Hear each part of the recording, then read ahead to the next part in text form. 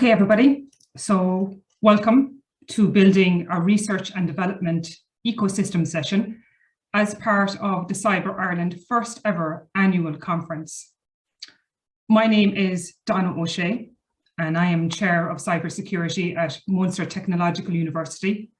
And together, I'm joined in co-chairing this session with Dr. Tom Newe, who's Senior Lecturer at University of Limerick. Together, Tom and I are actually going to explore how we can leverage Cyber Ireland's success in building a strong ecosystem of cybersecurity industry organisations and how we can translate this success in building collaborative R&D opportunities with industry. And the question we have today is what Ireland needs to do to achieve this very, very ambitious goal.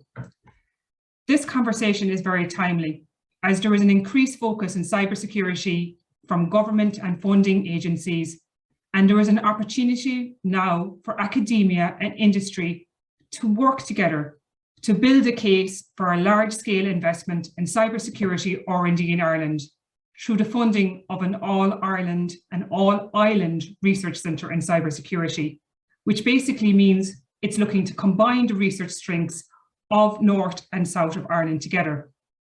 It is likely that cybersecurity will be included as a possible theme from SFI All-Ireland Island Research Centre, which is due at the end of the year.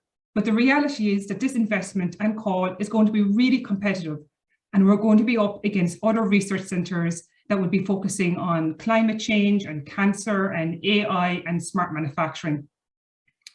And this potential R&D research centre is really important to the future of the cybersecurity industry here in Ireland. And we need this investment to maintain Ireland's competitive advantage as a safe place of doing business and to establish the national trust needed for future inward investment and Indigenous digital innovation. And we needed to give our manufacturing and processing and biopharmaceutical sectors the confidence in adopting Industry 4.0 automation technologies, allowing them to maintain their international competitiveness. And we need this cybersecurity centre to position Ireland as a leading global location for cybersecurity research with a leadership role in cybersecurity at a European level. And we also need it to really deliver top class and really skilled professionals in cybersecurity graduates to the sector. And the purpose of this session is to explore what other centres and other agencies and other companies in the US and Ireland and in Ireland has done to build a strong research and development ecosystem for the benefit of their economies, for the society and for their own industries, and what Ireland can do to achieve this very ambitious goal going forward. So before I pass over to Tom, I'm going to ask Cyber Ireland to launch our first poll. And once that's launched, I'm just going to pass you over to Tom, who is going to introduce you to our speakers today and to kick off the session. So thank you, Tom. Thanks very much, Donna. I think the first poll has just appeared on your screens there. So we have 5 speakers today, and it's a mix of industry and academia that are involved in research and collaboration work with each other effectively, not necessarily each other in here today, but with industry and academia. So our first speaker today is Brian Danaher. Brian is the Senior Director of IT and the Chief Technical Officer of VMware. And Brian's going to talk about VMware Ireland Innovation Strategy, R&D Academic Partnership today. Thank you, Brian. Over to you. Thanks, Tom and Donna. And thanks for welcoming me to the panelists today. Hope everyone's having a good conference. So I do have some slides. Let me share them, just 2. And what I thought might be interesting to do today for my 8 minutes at least was to discuss a little bit about VMware's innovation strategy. VMware, of course, is an innovative company, and but however, the VMware Irish operations, I suppose, weren't always known for having a dedicated R&D component or a dedicated R&D BU in-house in situ in Ireland. Lots of great technical support engineers and lots of back office functionalities, but we really wanted to ask the question, you know, how we move from that back office and support function to an R&D value proposition.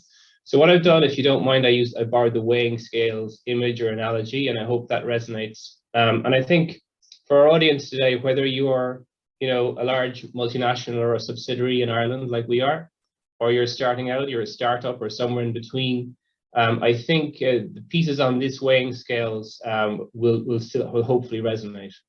And again, depending on the makeup of your workforce, I think you can mix and match which ones relate to you.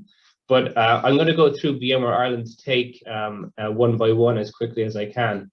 And I'm going to talk about them in terms of, on the left-hand side, you have like these global macro considerations.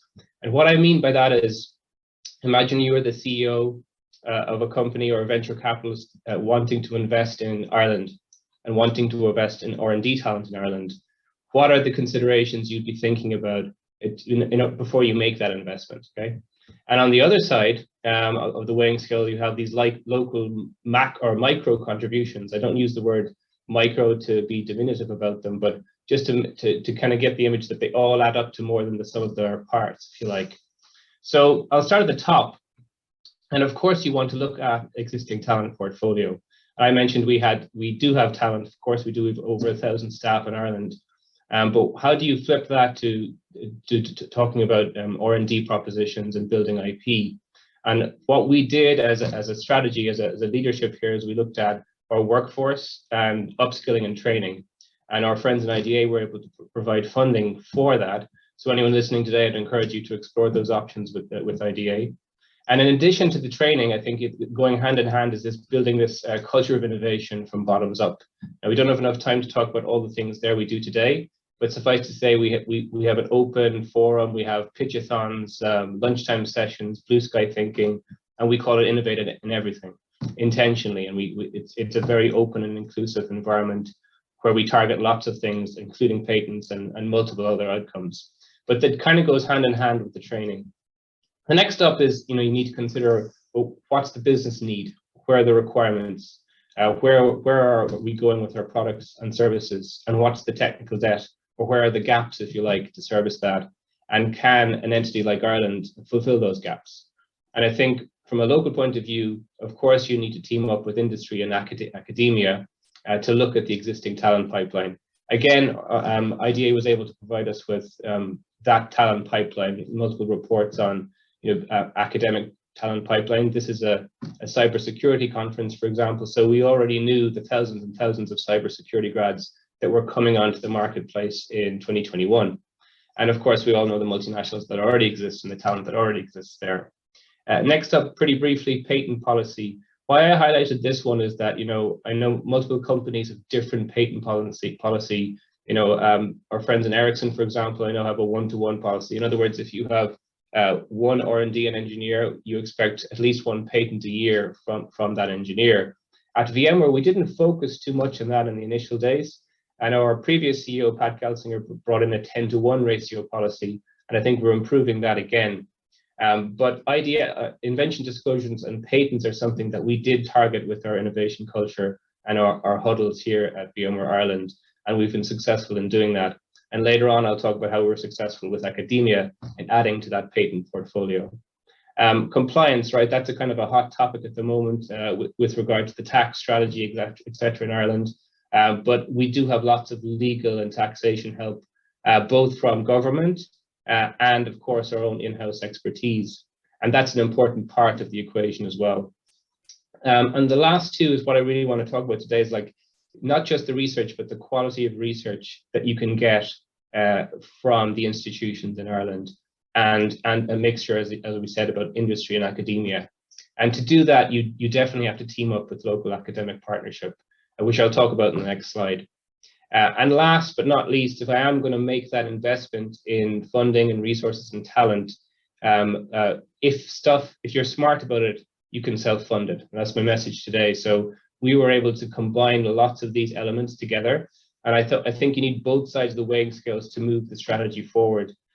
So I'd submit to you that, look at talent in multiple dimensions, internally, of course, but also in the ecosystem around you, and look at research in the same way. And we were able to do that through self-funding mechanisms. So let me get the next slide. I mentioned building on local synergies and local academic partnership. We had a couple going on with our local synergies. Firstly, you know, for about 2+ years, we've been building what we call the 5G Dell and VMware Center of Excellence labs in Cork and Limerick. They're well positioned now and up and running, and almost treat them like a honeypot for research and development. Added to that, with the industry partners, we were able to utilize funding from our IDA partners in a feasibility study. And that funding in turn was able to self-fund our research with Connect and MTU, and yourselves, Donna, with some very specific research around 5G radio access networks, dimensioning the core and resourcing the edge. And we were able to explore what we're going to do with that research. So it was that synergy, or that combination of things, that has really served us well. And I look at the lab in kind of 3 work streams, really, at the Center of Excellence, in 3 work streams. Firstly, is like, you know, building the lab itself, which requires capital investment and requires deciding what your platform plans are, who your partners are. It's not just Dell and VMware, there's multiple other telecoms partners involved, who the customers are that are going to come and look at those Center of Excellences and those VCPs.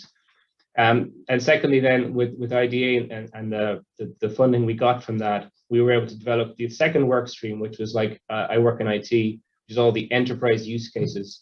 So they're very important to the research, right? To imagine what we can do with all the use cases on the 5G TCP RAN development platforms we're building. And last but not least, like, once we had the funding and the enterprise use cases, we get to do the advanced development and the research pieces. So I'm going to talk about the benefits of those research pieces a little later, Donna or Thomas, but I'll end my talk here and hand it back to you. Perfect, Brian. Thank you very much. Your timing is impeccable. We'll release poll 1 results now, and I think we'll see that basically, I think R&D needs to be fostered more in Ireland. Over 57% haven't really considered it yet. So I'd like to introduce our second speaker, Judith Miller.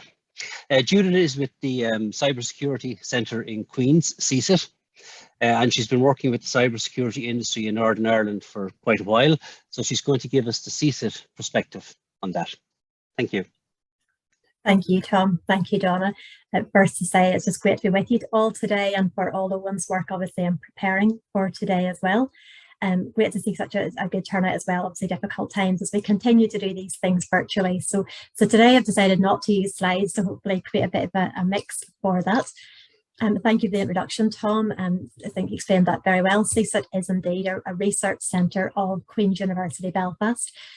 Obviously, because based in Northern Ireland, I'll talk in the UK context. Within a UK context, is actually the largest cybersecurity technology research centre in the UK, which is great. And obviously, we work with partners across the UK and increasingly on the island as well. Alongside, I will say as well that we're a cybersecurity research centre, and alongside that we have our Centre for Wireless Innovation and our Centre for Data Science and Scalable Computing. So you can imagine when you bring all of those things together and you think of challenges of the future with increased connectivity, connected vehicles, for example, you need connectivity, you need to be secure, and you need to be intelligent. So that's where we feel as an institute that we're really well placed to respond to challenges now and into the future. In terms of just to comment on the poll there, so I see a lot of you haven't interacted with academic research as yet. Well, hopefully today we can convince you that it is indeed a good idea, and perhaps that's some food for thought on how you would do that. We are open for business, I'll say that, I suppose, at the outset. And in terms of some of the research that we do, it's generally not to go into depth today and with slides and all of that, and we could be here to the end of the day. But our research is in areas such as trusted hardware and trusted supply chain, increasingly important for areas such as defence and aerospace. And as we have more connected devices in our home, what does connected security look like? Also, resilient network systems and AI for cybersecurity. So I think we'll probably everyone on the call today would agree that AI is certainly gaining momentum in cybersecurity and is perhaps one of the hottest topics at the moment. So that's something that we are really working to bring to the fore with our industry partners.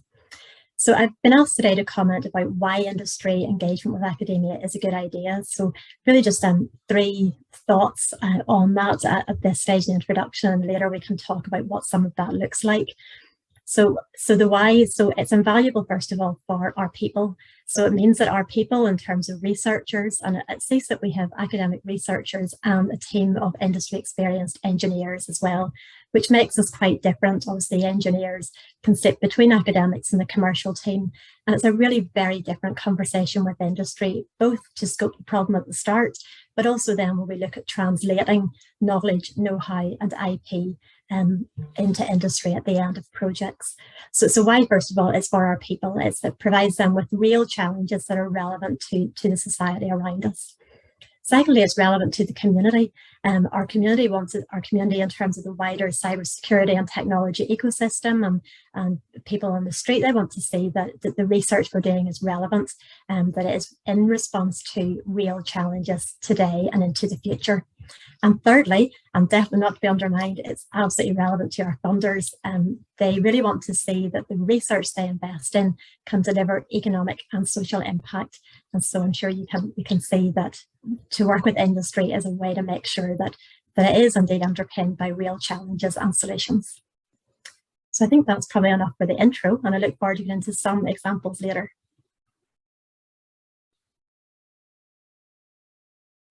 Thanks very much, Judith. That's excellent. So basically, anybody that has any questions for any of the speakers so far, feel free to upload them in the Q&A tab there on the bottom of your screen, and we will deal with them in the panel discussion towards the end. So I'd like to introduce our third speaker, Diarmuid O'Connor. He's from Lightsource BP, and Diarmuid is going to speak about the CyberSin project.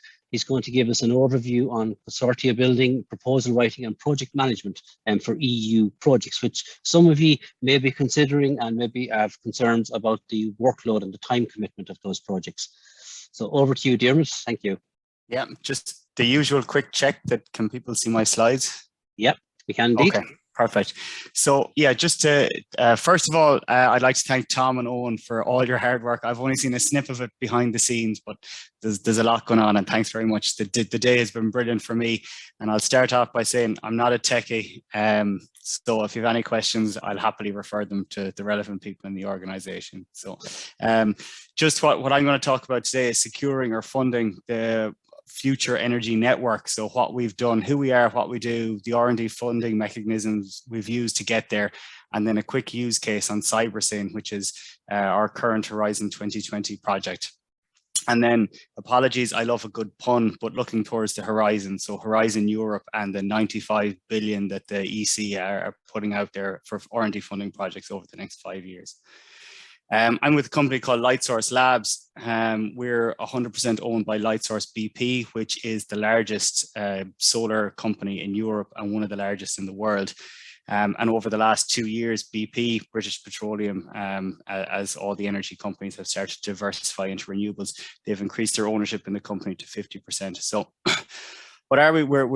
We are positioned at the forefront of digital energy innovation. We have a team of 30 people, staff and offices across Europe, and we have sales operations in the UK, Spain and Australia, the sunny countries.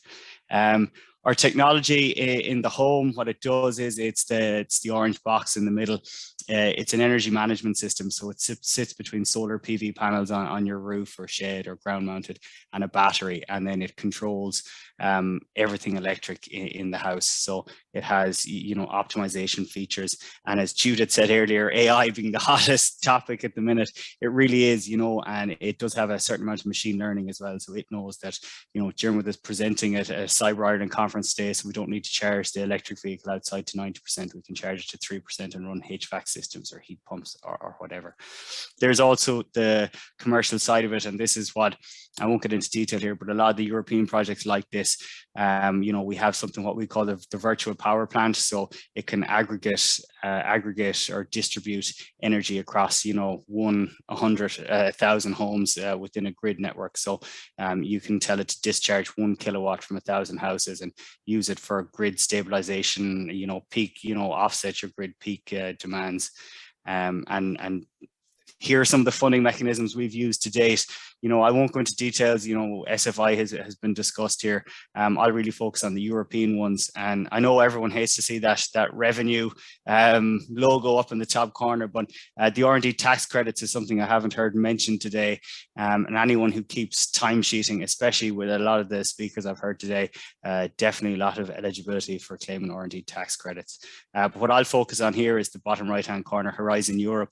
It was called Horizon 2020, and I'm showing my age here. When I first started off with the European projects, we were actually, it was Framework Program 7 or FB7 that we were looking at then. So how do you get into it? Your quickest route into Horizon Europe is through Enterprise Ireland, and something called the national contact points here in Ireland. They're not all Enterprise Ireland staff, but a lot of them are. So just a couple of tips here is ensure you know your national contact point for your relevant industries, like cybersecurity would be the one today, but also make sure they know you. I know before COVID, they were very happy to come out, meet you, meet the team, meet your, you know, have a look around the company, but they've been very good even with COVID, arranging meetings, make life easy on them, have a one-pager for them and stay in touch with them, because if you're trying to get into a consortium for a European project, they're talking to their counterparts across Europe, and they know that there's, you know, a gap in a French consortium that you might fit perfectly into or strengthening it. So it's definitely worth making their life easier and ensuring they know who you are. So Michael Murphy is the Civil Security for Society National Contact Point. He's Enterprise Ireland. And Jill Leonard is the European Innovation Council and Innovation Ecosystems National Contact Point as well. As I said, they're not all in Enterprise Ireland, so I just put the link here if anyone needs to search for your national contact point. Enterprise Ireland then have support for putting together proposals, whether it's traveling to meet a consortium, put a consortium together. And if you're going to coordinate a project, it's a massive undertaking, but there's also funding there for that as well. And then just to give you a case study on CyberSin. So CyberSin is a project we're in at the minute, and it's really to enhance security and resilience. So it provides a system, so it's constantly searching for potential threats. There's a warning system and then a response system attached to it. As I said, I'm not technical, so I won't get into the details. It's very just high level overview. So you can see it started in September 2019, 6.1 million. You know, companies like us, we're 70% funded, so that's why you see the EU contribution is slightly less when you take out SMEs in industry, and it's led by a Portuguese partner. So this is what it is. Really, the main goal of the system is to coordinate overall security efforts within an organization. So it will constantly be searching to identify, investigate anything that gets flagged, and then report that. So you can see the different systems. LiveNet and Darknet will constantly be trawling the internet looking for potential threats. HybridNet will search that out and see if it is a threat, and PrivacyNet will block it. ShareNet will flag it to the relevant person within your organization. And where we are in here, we're the little energy bar down here. So we really are the pilot and demonstration site. So, you know, what we do in the project then, we're across different work packages, 1 to 11, 2 have been finished in the first 6 months. That's why it's crossed off there. But really, you know, we're on pilot site preparation, pilot and operations planning, so that they can run their software on our, you know, back-end infrastructure and really test it, trial it, and demo it there. So these are some of the scenarios. These are 3 of the main 5. So, you know, cloned energy meter, edge gateway IP listed as compromised or unprivileged access to our edge gateway as well. And, you know, some of these as well, it could be your actual customer who's trying to hack your system for lower bills or higher tariff rates, feed-in tariff rates or something along those lines. And then I hate to be the bearer of bad news, but the easiest way into a Horizon 2020 project was to be in a Horizon 2020 project. So Threat Arrest was it was a training program for cybersecurity threats, and it would train staff across all ranges from admin staff to very technical staff. So it had different levels of training, again, cybersecurity and cyber resilience. So being in this project and being a good partner within a project will always get you invited back. You know, they're constantly looking for partners within projects, and they go, oh, who was good in our last project? Let's bring these with us. And then we're moving to Horizon Europe. So this is, you know, it's 95 billion over the next 5 years. There's 3 pillars there. There's excellent science, global challenges, and innovative Europe. So I suppose where we are today is under Pillar 2, global challenges, and it's called Cluster 3, civil security and society. That's not to say, though, that you're limited to just Cluster 3.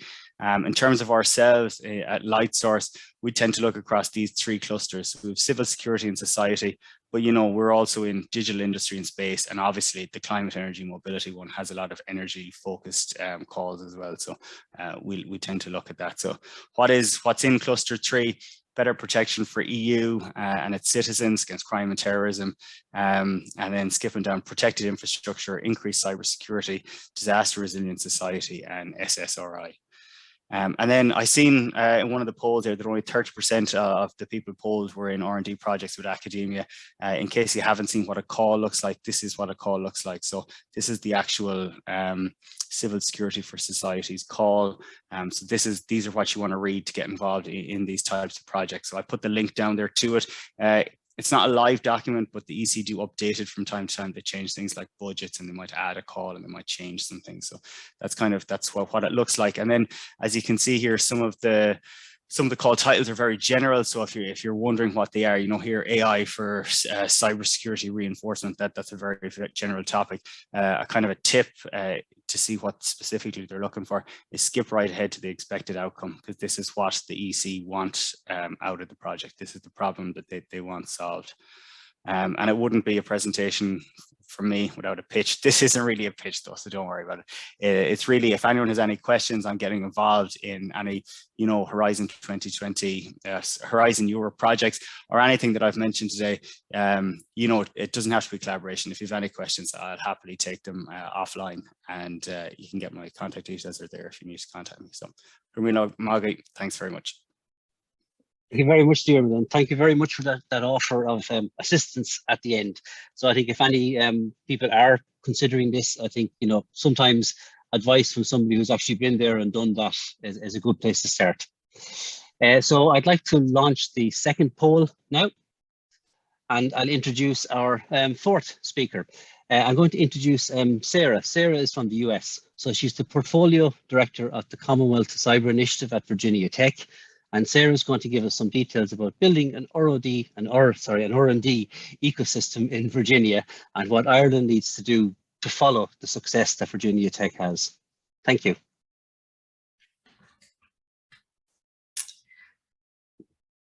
Oops. Good morning. From where I'm sitting, it's morning. I should say good afternoon to everybody, I guess, who's on the call.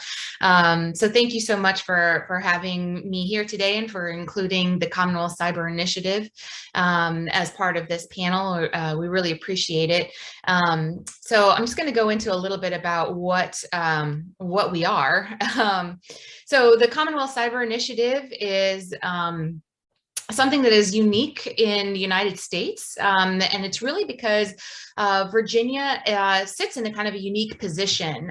Virginia is listed as the #1 state in America to find a cybersecurity job.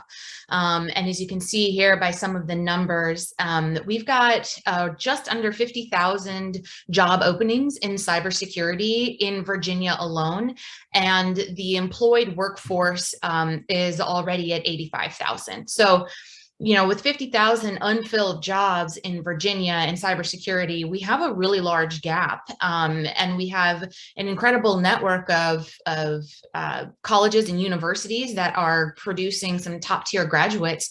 But for whatever reason, they're not necessarily staying in Virginia to continue to work, and we're not attracting some of the top talent from across the country. So we have this enormous job opening gap that we need to fill here in Virginia.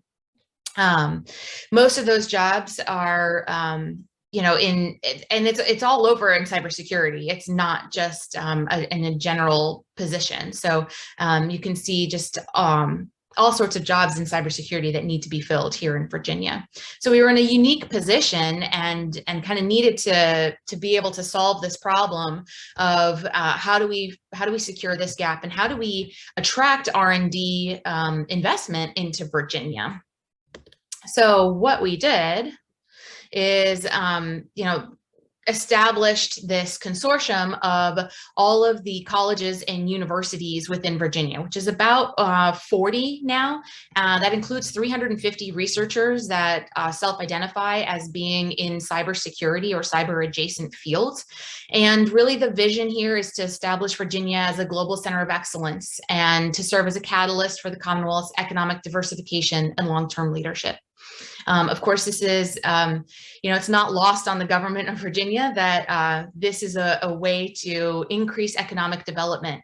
If we, you think about it in kind of this cycle, if we invest into the research and development of cyber technologies in Virginia, not only are we then increasing the amount of wonderful research that's happening in the university labs, but then we have the opportunity to actually commercialize all of that research into technologies that can either be create new companies, that creates new jobs, or that get bought up by other companies.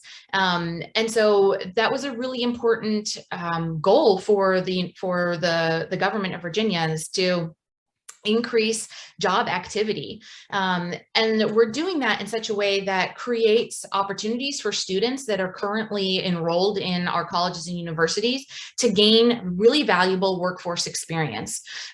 So whether that's learning how to start their own business, whether that's research, whether that's internships or apprenticeships with companies, all of that just makes our students more marketable upon graduation. And then of course, we hope that if they've had an apprenticeship or an internship with a company here in Virginia, that they'll get hired by a company in Virginia and they'll stay in Virginia, and they'll of course contribute to the economic tax base of Virginia. So it's a really long-term economic development plan. And it all starts with investing in future leading cyber technologies in Virginia. In Virginia, it's just a very unique situation because of course we are, right adjacent to the nation's capital. So a lot of our economy is actually dependent on the federal government. A lot of companies around here do contracting for the federal government in some shape or form, whether that's on the civilian side of the government or whether that's on the defense and national security side. But that means that we are sort of beholden to the ups and downs and the ebbs and flows of the US government. And that can be somewhat a tumultuous situation for the Virginia economy, to be honest. In the United States, sometimes you've probably heard that, we shut down, the government shuts down sometimes, and it's not a very efficient way of running a government, but it is what happens.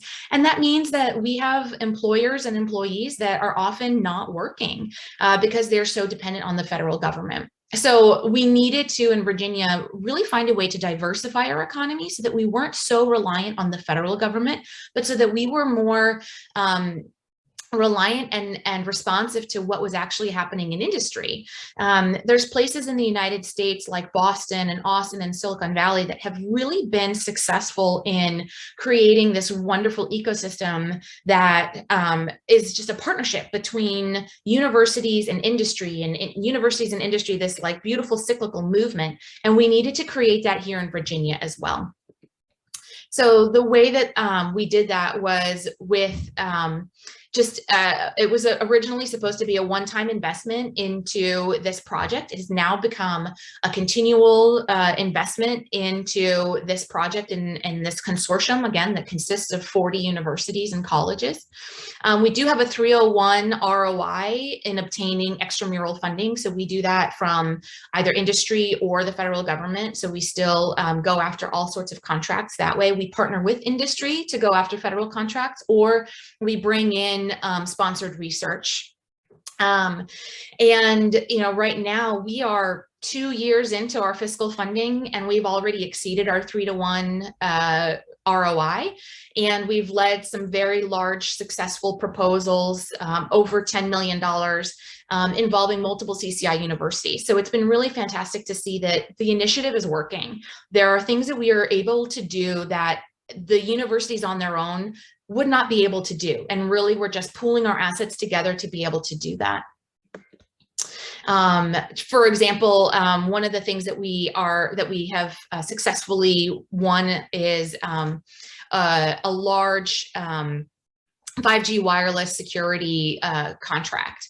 And one of the areas of research that we are focusing on is NextG wireless. So the idea of AI informing wireless security. And so we have a lab and several constellations of that lab that all work together in order to really just move the needle forward in terms of wireless security research. It's not the only area of research that we focus on, but it's certainly a big one. And as other speakers have mentioned, it's just such an incredibly important one, given the landscape of where we are and where we're going. And so we hope that our research is just a cutting edge research in that.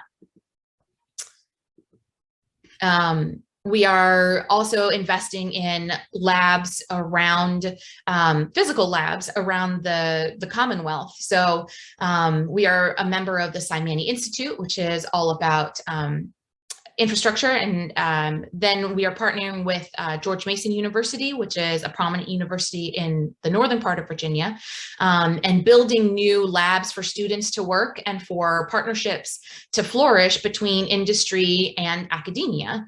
By creating these spaces, we are really inviting industry to come in and teach students and let students work hands-on with the technologies and the tools that industry already has, so that we can create even more new technologies.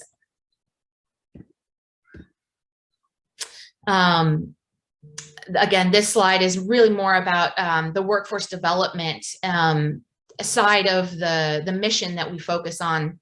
And again, it's really providing opportunities for students to gain that really valuable workforce experience that is so necessary in obtaining a good job once they graduate. So we are funding internship programs. We have an inclusion and diversity committee that plans programs with initial focus on retention of first and second year students. And we have experiential learning programs that we have funded, whereby a professor has created a program in which students they're partnering with universities to both do research, but actually doing that research for a sponsor university. I see Tom coming up, so I think my time is coming here up to an end. So I'm going to just quickly get through some of these slides here. Really, the last thing that I wanted to say is that something that we've learned in terms of partnering with industry is, what is industry most interested in? And that's, of course, filling this workforce gap that we talked about earlier. So anything that we can do that allows companies to have even more recruitment opportunities to students that are well positioned and that are well trained is what our industry partners are looking for. So if I had to give a piece of advice, I would say, look at what your industry partners are most interested in, which is probably building their pipeline, and find a way to offer that. Your students are looking for that. They're looking for, how do I get employed after I graduate? And the industry partners are looking for, how do I hire students? And so if you can create programs that marry those two objectives, I think that you'll find that the research and the development actually comes naturally from that. It comes a lot more organically. Tom, I'll stop there. Yes, thank you very, very much, Sarah. You brought up some really interesting points there that we can bring for the panel discussion, but I think one point I'll just comment on now is that I think industry sometimes aren't aware of the test beds that academia can offer. I mean, within Limerick alone, we have test beds for 5G, we have pilot line test beds, we have IoT test beds, and I think sometimes industry aren't aware of these. And I think this is a great event to make people aware of these events. Thank you very much. And I'd like to introduce our final speaker now, Jay Yang. So Jay is from Rochester Institute, and Jay is going to talk about industry engagement at the Global Cybersecurity Institute at RIT. Thank you very much, Jay. Thank you, Tom. Just double checking, you can see my screen. Yep, we can indeed. All right, thank you. Hi, I'm Jay. Welcome. Thank you for joining this session. So I'll be talking about some of the experience we have here at GCI, Global Security Institute at RIT, on the industry engagement. So just very brief that RIT were located in Rochester, New York. Actually, earlier session talked about us working with IBM on some of the programs. So very, very glad to be joining this Ireland, Cyber Ireland conference. So we're actually pretty large, and we have the 10th largest private university in the US. GCI was recently formed about 2-3 years. I think it will be about 3 years coming up pretty soon. We have a lot of faculty across different colleges working on a variety of research, educational programs, engagements, so on and so forth. You can see that highlighted research, education, outreach, because this institute is really to look for cross-disciplinary research, cross-disciplinary educational programs, also outreach to industry to have trainings, boot camps, and international partnership. One of the things that I do is I'm a director of global outreach. So actually I work with our Ireland colleagues here, have a Run Cyber webinar series, but also that I work with several other countries, institutions that ranging from Czech Republic, Poland, UK, in South Korea, and so on and so forth. There's many of them. We also host a cyber competitions called Collegiate Penetration Testing Competition, and we're working on several collaborative training educational programs, including Cyber VSR that some of my colleagues here on this call knows about. All right, so the main question I was asked to talk about by Tom and Donna is what kind of industry engagement we have done at GCI. So I will briefly kind of consider them into 3 categories. One is sponsor research, right? Directly money coming from the industry. I was very glad to hear from Sarah earlier about a lot of things that happen in Virginia. Very glad to hear that. So I'm talking about just our university, that our engagement experience and lessons learned. So the first category is this sponsor research, directly money from industry alone, right? The second type is the joint grant, right? So we work with industry partners and together to apply for DARPA, IAPAR, and different kind of grants.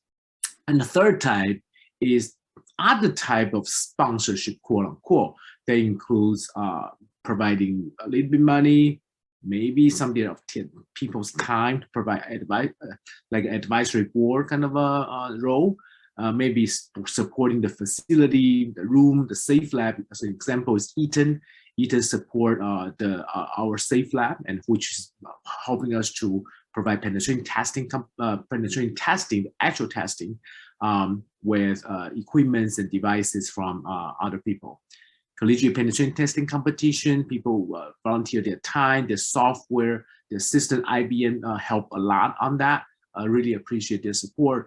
They may sponsor student capstone projects. They provide equipment, software, so I mentioned. Also boot camp, we actually have a training session that all ongoing training session, I think maybe around 3 to 4 month period, that we retool people who may or may not have cybersecurity or other technical skill set to allow them to become entry-level personnel, cybersecurity personnel. Also, some of them provide scholarship. So that will be the third category, ranging upon like many, many different things. I would like quickly touch upon the first one, right? The sponsor research. The lessons learned there is that typically in US, unless you're working with like a Microsoft Foundation, some of the big companies, they have those sponsorship programs. Usually that the company sponsorship is not very large amounts, right? So I'm saying that for our industry partners here, don't be nervous. You're not going to give out $1 million, 2 million, 3 million euro or dollars right away, right, to one partner, right? So a lot of times it's small amount to start, right, to get a sense whether this benefit you or not, if you have not done so. And over time, of course, you can accumulate to large amount, and you may go for a joint program. And a lot of times I was asked about that what is the benefit to the company, right? Of course, it's a benefit for the university. The faculty get funding, a student gets supported, and so on and so forth. The benefit for the company, there are many-fold, right? One is to really get some technology out of it, right? And then also you can recruit students. You train the students using the faculty time to train the student you might actually hire later on.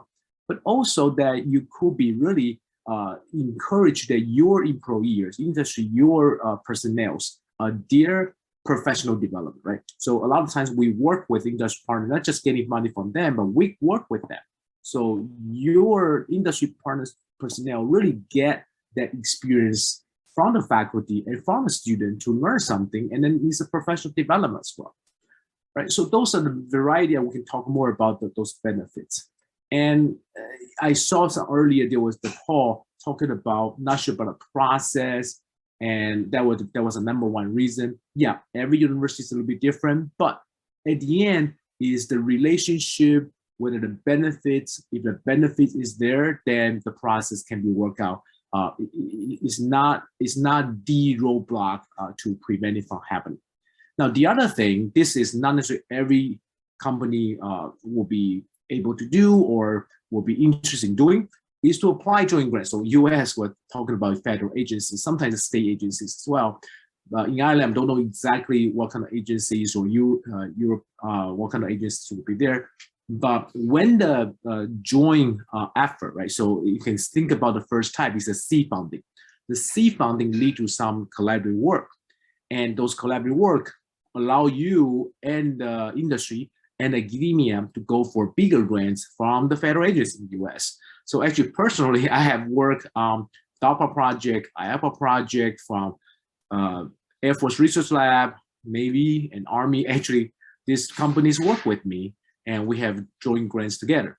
And most of the time that the company got a bigger share, because when we get to that point to apply to these agencies from the company's perspective, they're the one who is going to realize and develop a system that really can benefit the nation, right? US in this case, where we are supporting the research elements of it. So that collaborative application towards joint grant is a great kind of outcome from the first category, the seed fund sponsored research.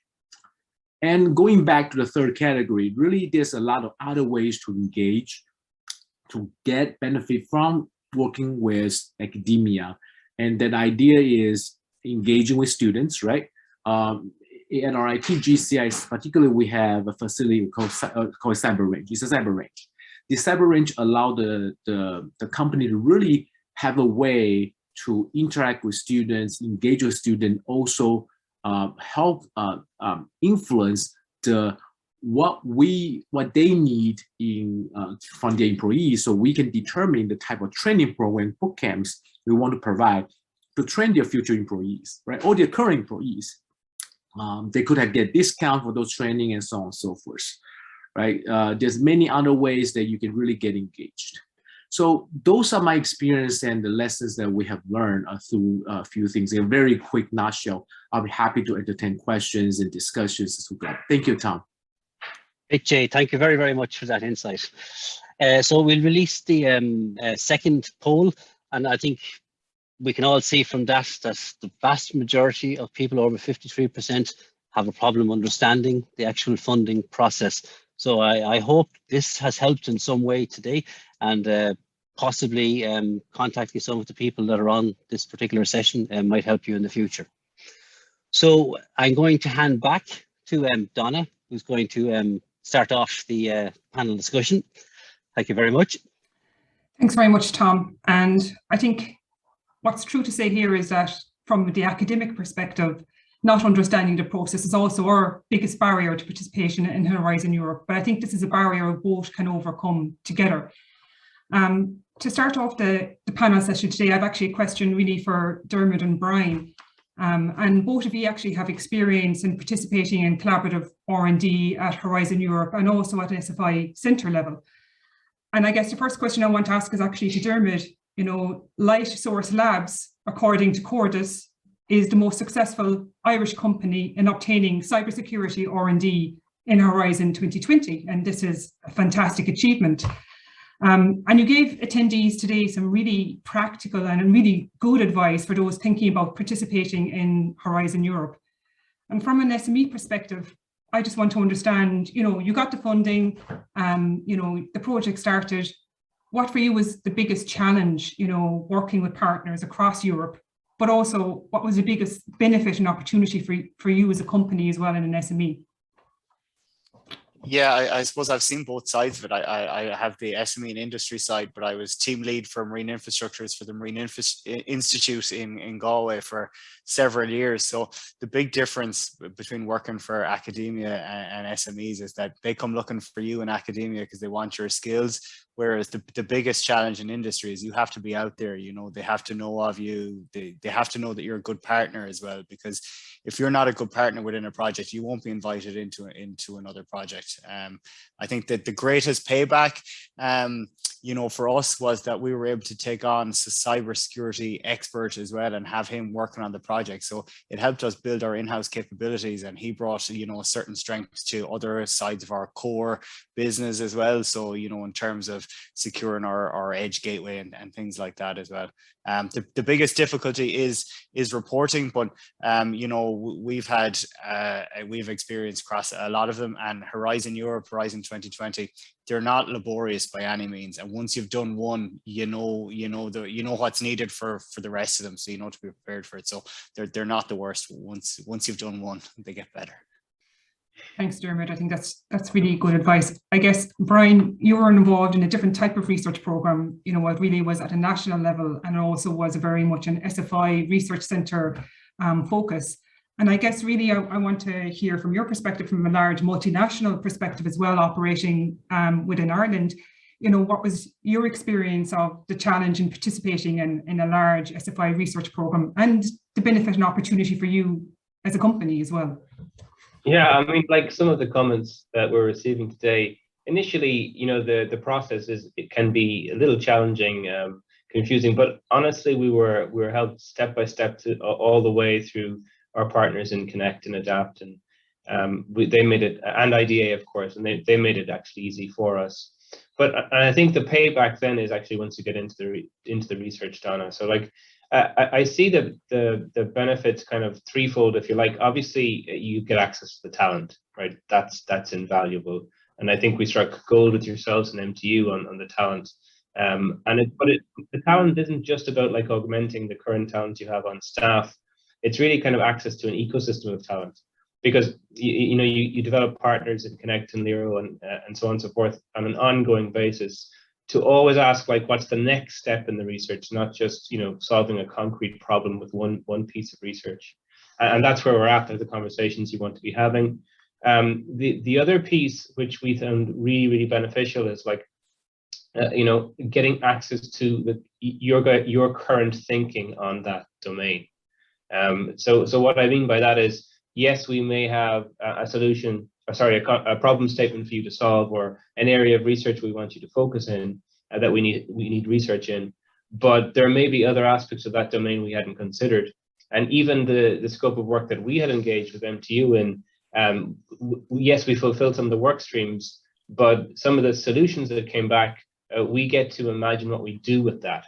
And that's really the next step to it. Like, in other words, without giving anything away, like we were talking about where we would insert this algorithm, or where's the best place to position this solution within our own platforms and the 5G ecosystem in general. And they're the exact type of questions you want to be asking at the end of the research. So like, they're the kind of key benefits I see from engaging with SFI.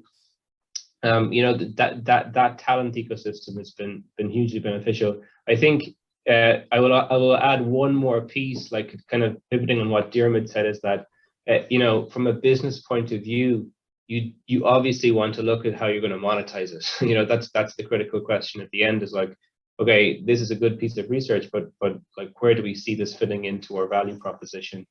It's about finding the balance there. Like, so a lot of researchers you come across want you to give them the time and space to do in-depth research. And rather than, like, you know, hitting a deadline for a feature functionality build. So you have to find that balance, and that's all about keeping honest and developing that. And, you know, Donna, you were very good at calling that out at the start, is like, let's be honest with each other as we go through iterations on the research, and course correct if we need to. But yeah, in general, the experience has been pretty good for VMware, I think, and I definitely encourage others on the call to explore those options. Thanks very much, Brian. I definitely have been told I'm a kind of a straight talker before. So, you know, I think those pretty straightforward conversations are useful. And I think really, you know, what I'm getting a message from Diarmuid and yourself is there has to be a level of trust there. And then to get you started initially, but once that trust is built in, you have like a platform, you know, to develop more projects, but also have the confidence of actually broadening your own horizon, your own horizon, actually participating in R&D projects. Absolutely. I'm going to ask the team to open the third poll, and then I'm actually going to pass you back to Tom, who's going to lead the next round of panel questions. We actually have a question in the question and answer session here, which I'm going to tie into the question I want to ask. The question was, do we need a national cyber range and who needs to be involved? And the question I was actually going to ask our three centre people is, the infrastructure that you have, and you all have quite impressive pieces of infrastructure, and from your perspective, which piece of that infrastructure is what industry is most looking for when they come to you for projects? Are they looking for access to one particular piece more than the other that you have? So we'll start with Judith. Yeah, Tom, I'm happy to pick up on that. Yeah, so I think two things are, well, one is we have a cyber range in CSIT, and we would love to work, and we are trying to do this with industry partners, but we would certainly love more input from industry in terms of what would you like to see us do with that? How could that best be a service, a product, something that you can access? And we've done things, for example, such as like red team, blue team game type exercises, you know, in that kind of capture the flag type environments. But red team, blue team, and we even see maybe we could do that transatlantic to have red team against blue team, you know, made up of both sides of the Atlantic, because so many of our industry partners here are US companies with a base at both sides. So we think that's an opportunity. But I think even beyond the technical infrastructure, I mean, one of the things that I've seen working with our industry partners is space and mechanisms that bring people together, because that is ultimately what drives collaboration and innovation. Sometimes there's such a great will to do things, and we talk to partners and there's like enthusiasm for things we could do, but everybody's busy with their day jobs. So how do we create environments and programs and things like, you know, sponsored PhDs, the KTP program in the north, I think Fusion, there's a new name for it now by Undertake Ireland, things that actually get people on problems with like co-supervision from both industry and academia. I've seen that just really game changing for companies and for the research challenges that we're looking at. Yeah, I fully agree with you there. I think the co-supervision is actually very important, because I think it builds skill sets on both sides. Sarah, I'll come to you next. Sure, thank you. We also have a cyber range. It actually started as the Virginia Cyber Range, and it's now, with a little bit of NSF funding, has graduated to be a national cyber range. And actually what it's usually used for is for training high school teachers that have to teach cybersecurity classes to students. It provides them with modules and activities that they can use to really easily teach cybersecurity skills, so that we're teaching those skills and hopefully growing that pipeline as early as high school and middle school. Now, we've used it at CCI recently for our CCI Cyber Camp, and we created, it's all capture the flag type of activities, and we used it as a competition for the students that participated in our cyber camp, and then they won prizes, and we had these really neat challenge creators. There's an engineer from Virginia Tech who was part of the team that cracked the Zodiac Killer's code, and he is a cryptographer by trade, and so he created a cryptography challenge on there, and then spoke with the students and gave them some advice, and we had, you know, all these different modules for the students to do, as well as part of the cyber range, but they also did some soft skills work, resume writing, cover letter writing, interview help, that kind of thing. And they got to talk with these challenge creators. And so, you know, I think using what you have in new and innovative ways is something that's really important. And the first thing that we did in CCI was really inventory the infrastructure that we had in Virginia that we could use in different ways. And if we put these pieces together from different universities, what cool thing could we do that was different? And that was a really important thing before we started investing in more infrastructure and more physical labs and in more cool toys and projects, which we did do. But the first thing we did was see what is it that we already have and what can we do with that we aren't already doing. And I think, you know, what Judith said about the infrastructure and the resources are not just the labs and the tools, but also really, I think it's the people that you have. One of the first things that we did was create a researcher workshop where we invited researchers from across the state to come together, and they self-identified areas of interest. And then we put them in rooms together and said, go talk, go meet one another, go find out what you're working on and what somebody else is working on. And then maybe there's something that you know of, or, you know, that somebody inspires you to do something that you haven't thought of yet that might be a next step for your own research. And then can we go find some funding to go fund that new research together? And in fact, because of that, we went after an NSF grant and had 50 researchers contribute to this. And, you know, that kind of collaboration doesn't happen unless you start just bringing them together and putting them in a room together, virtually if we have to, but physically, ideally, to say, hey, what's happening? Let's talk about these ideas. I think that organic growth is just one of the most important things you can try to facilitate. Perfect. I see Owen has just appeared on my screen. I totally agree with you, Sarah, and I think actually putting industry and academia together in that same environment actually generates new ideas, which in turn generates new business for industry. Jay.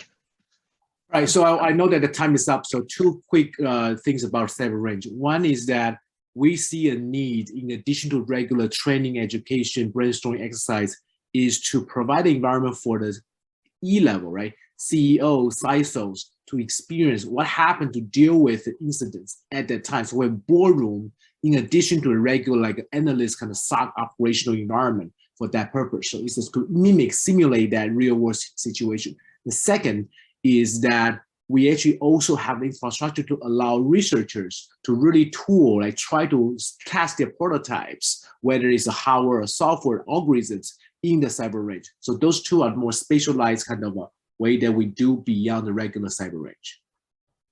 Perfect. Thank you very, very much. So I'd like to thank all of the speakers today. And I'm not quite certain who's going to close out, me or Donna, but I'll close out because I think we're very close to the end anyway. I think it's been very, very informative, and I hope from the audience that anybody that has been thinking about R&D now has a better idea as to how to start. And those of you that possibly were, you know, a bit concerned about getting started, I hope we've helped alleviate some of those concerns. Thank you very much. And I'll end the session there. Thank you. Thank you. Thanks. Bye-bye. Thanks very much, Tom and Donna, and for all the panelists for your contributions today. Some very interesting points. I think we could have spent another probably half an hour going through those and the number of questions in the Q&A as well. And it's all working towards building up this collaborative cybersecurity R&D ecosystem in Ireland between industry and academia, learning from best practice examples in the UK and the US and internationally to see how we can replicate that here. I'd encourage you all now to join our final session. It's the closing lock note. We have a really excellent speaker, Michael Daniel, President and CEO of the Cyber Threat Alliance, and his presentation is going to be on combating ransomware, a comprehensive framework for action. This is going to be really interesting. Michael has previously worked with the US White House on national cybersecurity policy, so it's not one to be missed. Thanks very much, and we'll see you in the next session.